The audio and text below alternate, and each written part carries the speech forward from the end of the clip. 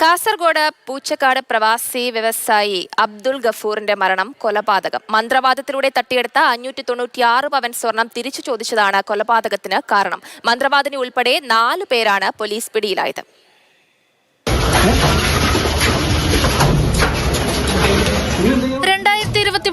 April 14 Abdul Gafoor ഹാജിയെ പൂച്ചക്കാട്ടെ വീട്ടിൽ മരിച്ച നിലയിൽ കണ്ടെത്തിയത്. ജിന്നുമ എന്നറിയപ്പെടുന്ന മന്ത്രവാദിനി മാങ്ങാട് സ്വദേശി KH ഷമീന, ആൺസുഹൃത്ത് ഉളിയത്തടുക്ക സ്വദേശി ഉബൈസ്, പൂച്ചക്കാട് സ്വദേശി അസ്നിഫ, കൊല്ലിയ സ്വദേശി ആയിഷ എന്നിവരാണ് അറസ്റ്റിലായത്. സ്വർണം ഇരട്ടിപ്പിച്ചു നൽകാമെന്ന് പറഞ്ഞ് അബ്ദുൾ ഗഫൂർ ഹാജിയുടെ കയ്യിൽ നിന്ന് 596 പവൻ സ്വർണം സംഘം തട്ടിയെടുത്തു. ഈ സ്വർണം തിരിച്ചു നൽകേണ്ടി വരുമെന്ന് കരുതി പൂച്ചക്കാട്ടെ വീട്ടിലെത്തി തല ചുമരിലിടിച്ച് കൊലപ്പെടുത്തി. മകന്റെ പരാതിയിൽ ബേക്കൽ പോലീസ് അസ്വാഭാവിക മരണത്തിന് കേസെടുത്തെങ്കിലും അന്വേഷണം മുന്നോട്ടു പോയില്ല.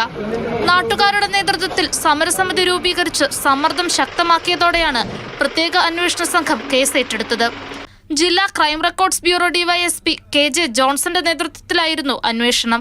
ജിന്നുമ്മ എന്ന് പറയുന്ന ഈ സ്ത്രീ ഈ കാസർഗോഡ് ജില്ലയിലെ അതുപോലെ മറ്റു സ്ഥലത്തെ ഒരുപാട് ആളുകളെ ഇതുപോലെ മന്ത്രവാദവും മറ്റു സേവകളും നടത്തി കുടുംബം തകർത്ത ഒരു വ്യക്തി എന്ന നിലയിൽ അവരുടെ അറസ്റ്റ് ഈ നാടിൻ്റെ ഏറ്റവും വലിയൊരു ചോദ്യചിഹ്നമായി മാറിയിരുന്നു.